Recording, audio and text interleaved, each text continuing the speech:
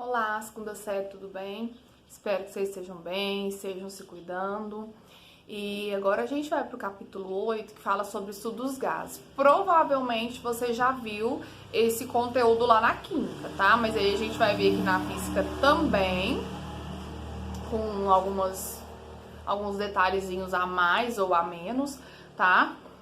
Lembrando que as moléculas do gás, elas se movimentam aleatoriamente, elas se chocam umas contra as outras e contra as paredes dos recipientes que comportam, né? E o gás, ele assume a forma do recipiente em que ele é colocado, tá? Ele assume aquela forma e aquele volume.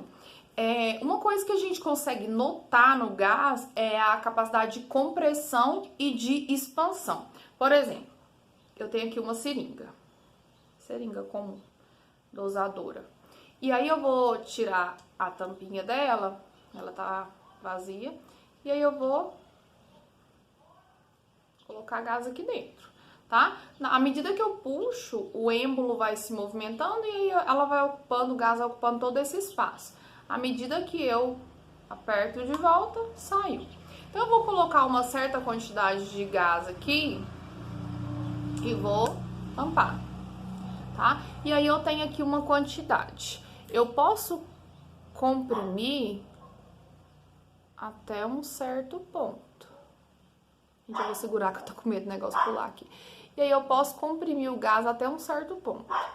Aqui não vai mais. Então eu consegui uma compressão. Você viu que subiu aqui uma certa quantidade? Consegui comprimir. Tá, vou deixar voltar, tá? Ó, comprimir. Vou deixar voltar, tá vendo que ele tá voltando sozinho? Voltou o volume que a gente tava. Agora eu vou expandir, tentar expandir. Olha, eu consegui expandir bastante. Talvez por conta de algum espacinho que tenha sobrado aqui, mas eu consegui expandir sem destampar aqui, ó, tá? E aí eu vou deixar voltar, tá vendo? Tá voltando sozinho. Tá voltando, ó, tá subindo. O êmbolo tá subindo. Devagarzinho, mas tá subindo, tá? Então, pessoal, aqui a gente vai analisar, vai estudar os gases, tá bom? O que acontece? Os gases, eles têm 3 características importantes pra gente analisar, que são volume, pressão e temperatura. Aqui a gente vai analisar, a gente vai supor que o gás seja perfeito ou ideal. O que seria um gás perfeito ou um gás ideal? Aquele que se encaixa, é um gás hipotético, tá? Ele se encaixa nas condições que a gente precisa. Pra que existe? Não existe um gás ideal, tá? Seria ideal, é uma ideologia, tá? É uma hipótese. Seria o gás ideal, esse gás que se encaixaria nas condições que a gente precisa. A gente supõe que esse gás seja ideal para quê? Para a gente conseguir encaixá-lo nas fórmulas matemáticas que a gente desenvolveu para calcular aqui, tá bom?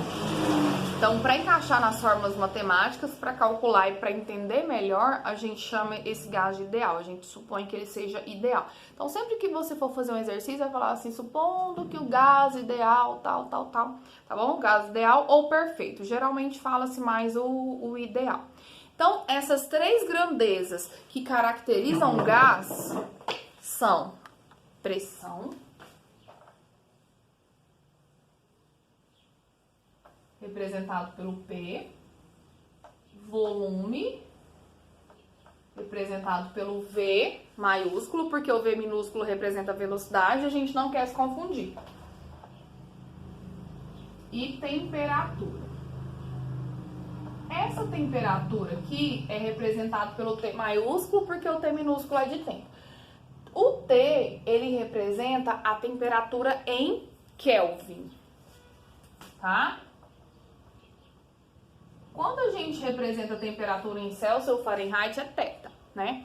Aqui, a temperatura vai ser sempre em Kelvin. Então, quando a gente está analisando o estudo dos gases, a gente vai ter sempre temperatura em Kelvin, não posso esquecer, geralmente ela vem pra gente em Celsius e a gente tem que transformar pra Kelvin. Então a gente vai ter que fazer aquela continha de somar com 273. Então T é igual a θc mais 273. Geralmente vem em Celsius, você soma 273 e tá tudo certo, tá? Em Kelvin. Então, sempre que a gente está analisando um gás, a gente vai ter pelo menos duas dessas grandezas variando, tá? Ou tá variando pressão e volume e a temperatura tá constante, ou tá variando volume e temperatura, a pressão tá constante, ou ainda variando temperatura e pressão, o volume tá constante. Pode acontecer de variar os três ao mesmo tempo? Sim, pode acontecer, mas é pelo menos dois. Não tem como variar só pressão, só volume, só temperatura. Então a gente tem pelo menos a variação de dois. Então a gente vai chamar de transformações essas variações aqui, ó. Então, as transformações. A gente pode ter uma isocórica,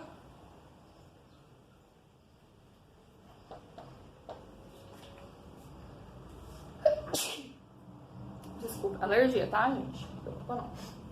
A transformação isocórica também pode ser chamada de isovolumétrica ou isométrica, tá aí no seu livro, isocórica ou isométrica, mas também pode ser isovolumétrica. É quando a gente tem volume constante. Se o volume é constante, ele não muda, então eu vou ter alteração de pressão e temperatura.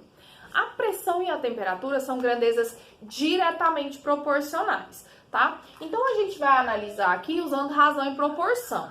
Então a pressão inicial dividido pela temperatura inicial vai ser igualzinho à pressão final pela temperatura final. E aqui a gente faz regra de 3 mesmo, multiplicação cruzada, tá? Vamos supor que ele dê pressão e temperatura iniciais e pressão final para você achar a temperatura final. Então, você vai fazer a multiplicaçãozinha cruzada. Transformação isocórica. O gráfico dessa transformação é uma reta, tá? Uma reta crescente. Aqui são grandezas diretamente proporcionais, à medida que um cresce, o outro cresce também, tá bom? Então, uma reta crescente. Outra transformação vai ser a isobárica. A isobárica é aquela que tem uma pressão constante. Sendo a pressão constante, a gente vai ter variação de volume e temperatura. O volume e a temperatura são grandezas também diretamente proporcionais. Então, eu vou ter volume inicial sobre temperatura inicial igual volume final sobre temperatura final. Da mesma forma, se eu tiver 3 grandezas, eu encontro a quarta, tá? Através da multiplicação cruzada. A outra transformação que a gente tem, que é a isotérmica,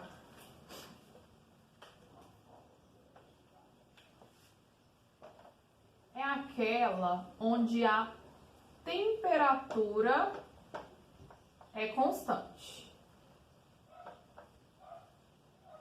Se a temperatura é constante, a pressão e o volume variam. A pressão e o volume são grandezas inversamente proporcionais. Então, a gente vai fazer uma continha diferente. Eu vou fazer P1 vezes V1 igual a P2 vezes V2. Mas da mesma forma, se eu tenho 3 grandezas, eu encontro a quarta. Se eu tenho 3, eu encontro a quarta. Tanto faz, tá? Tendo 3, eu encontro a quarta grandeza que eu necessito.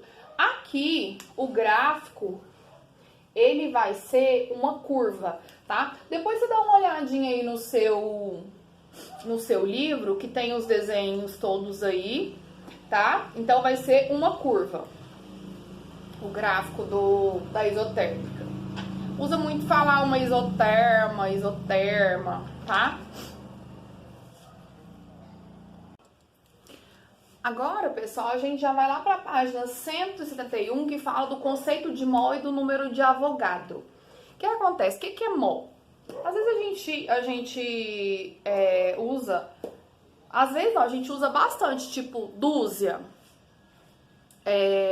dezena, O que é uma dúzia? Uma dúzia são 12 qualquer coisa.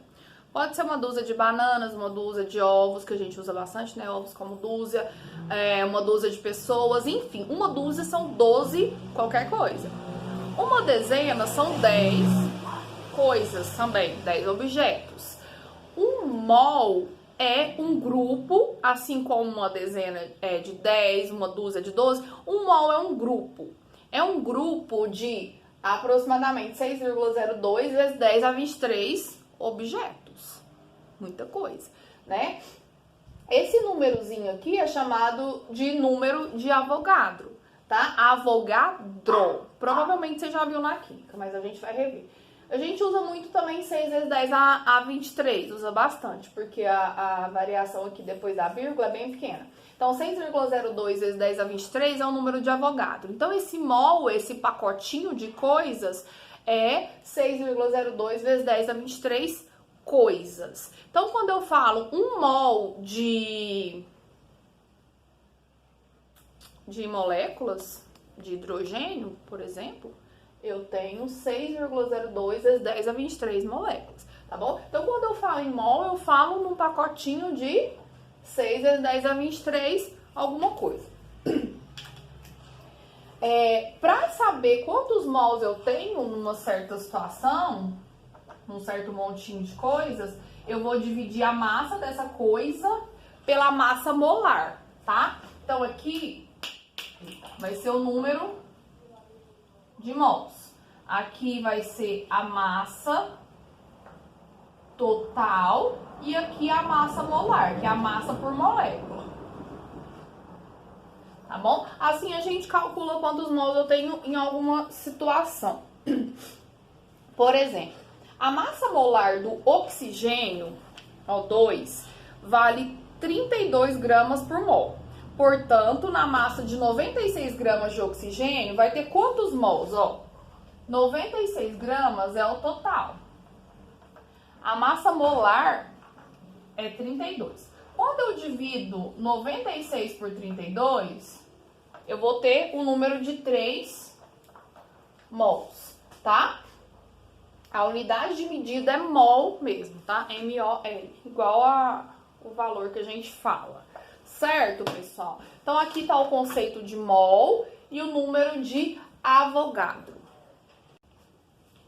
O próximo tópico, lá na página 172, é a equação de Clapeyron. A equação de Clapeyron diz pra gente que pressão vezes volume é igual ao número de mols vezes uma constante R vezes a temperatura, tá? Então, eu posso usar essa relação quando? Se eu tiver pressão, volume, número de mols e a constante, eu acho a temperatura. Se eu tiver volume, número de mols, constante e temperatura, eu acho a pressão, tá bom? Então, se eu tenho 4 grandezas, eu encontro a quinta. Esse R, pessoal, esse R, ele pode ter 2 valores, tá? Não é necessário a gente decorar, não, tá bom? Ele vai vir pra gente e são 2 valores distintos de acordo com a unidade de medida. O R pode ser 0,0082, quando a pressão está em ATM, o volume está em litro. E só isso que muda, tá? O número de mols está em mol e a temperatura em Kelvin. Ou esse R vale 8,314 Joule por mol vezes Kelvin. O que acontece? Quando a pressão está em Newton por metro quadrado e o volume está em metro cúbico, a gente vai ter essa resultante aqui, ó, em Joule. Então, você vai ter que analisar. Se a pressão está em ATM e o volume está em litro, você vai usar isso daqui. Se a pressão está em Newton por metro quadrado e o volume está em metro cúbico, esse daqui. O que acontece? Os exercícios, eles são bem razoáveis, eles são bem bonzinhos. Quando eles dão pressão e volume em ATM e litro, eles já te dão essa constante. Eles não colocam as duas lá para você se virar e escolher, não. Quando está em Newton por metro quadrado e o volume em metro cúbico, ele já coloca aqui, ó. Você tem que se atentar para uma coisa. Por exemplo, aqui, Vamos supor que a pressão esteja em Newton por metro quadrado, mas o volume está em centímetro cúbico. Tem que transformar para metro cúbico, tá? Então você tem que lembrar de ir lá e transformar. Mas você não vai ter problema com a constante não, tá? Porque essa constante ela vai vir para você de acordo com o que você vai precisar. A gente tem também, além dessas formulazinhas que a gente já viu, a lei geral dos gases, que é para quando tem a transformação das três grandezas, pressão, volume e temperatura.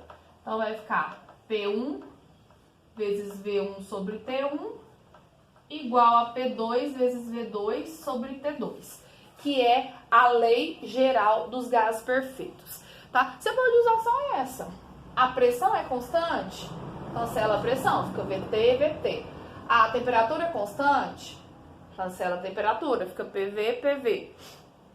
Se você não tem nada constante, PVT, PVT, tá bom? Pressão vezes volume dividido por temperatura, ou pressão por temperatura, ou volume por temperatura, ou ainda pressão vezes volume, tá bom? Aí, pessoal, a gente ainda tem, aqui mais à frente, algumas coisinhas. Ele fala aqui da teoria cinética dos gases. A cinética, ela tá relacionada ao movimento. Então, a teoria do movimento dos gases. Aí tem algumas observaçõezinhas que fala que os gases reais, conforme a natureza e as condições que se encontram, eles podem se aproximar mais ou menos do modelo proposto, tá? Então, os reais, eles podem se aproximar mais ou menos do gás ideal, que é aquele que a gente supõe para poder encaixar nos cálculos. A propriedade de um gás, que um gás possui de expandir e difundir através de pequenos orifícios, é consequência do movimento rápido de suas moléculas. Então, a contração ou expansão tem a ver com a rapidez, com a velocidade grande das suas moléculas, já que eles têm mais espaço entre uma molécula e outra, comparado com os líquidos e sólidos, né? Os gases são facilmente compressíveis porque a distância entre as moléculas podem ser diminuída sem que elas se deformem. Um gás mistura-se rapidamente com outro, porque as moléculas de um gás ocupam os espaços entre as moléculas do outro. Os gases têm baixa densidade, porque seu volume consiste praticamente de espaço vazio, tá? Então, é isso. A gente sabe que gases têm menos moléculas do que líquidos e sólidos, então elas têm bastante espaço, a movimentação é maior, a velocidade é maior por isso. Então, a gente tem algumas formulazinhas, eu vou colocar elas aqui pra vocês, depois eu vou explicar cada uma, tá bom? Aí, pessoal, lá nas páginas 178 e 179, a gente tem essas formulazinhas aqui. Aqui é para calcular a pressão do gás. Se não for dada a pressão para você e você precisar, você pode calcular aqui, ó.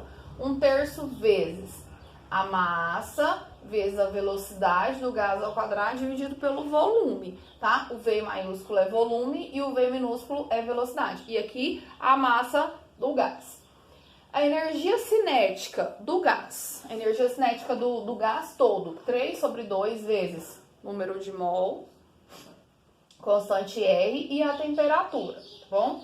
A velocidade do gás, V ao quadrado igual a 3 vezes a constante, que também é sempre dada, vezes a temperatura dividido pela massa molar, que é a massa de cada molécula do gás. E aqui é a energia cinética por molécula, tá? 3/2 vezes a constante R, vezes a temperatura, dividido pelo número de Avogadro. Então, talvez você precise. O que a gente usa mais desses todos aqui é da energia cinética do gás total, tá? A gente usa mais.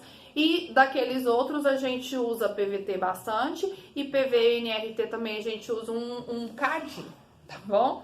Então, pessoal, é isso. São essas as fórmulas que a gente tinha pra ver, tá? Espero que tenha ficado claro pra vocês, estudo dos gases.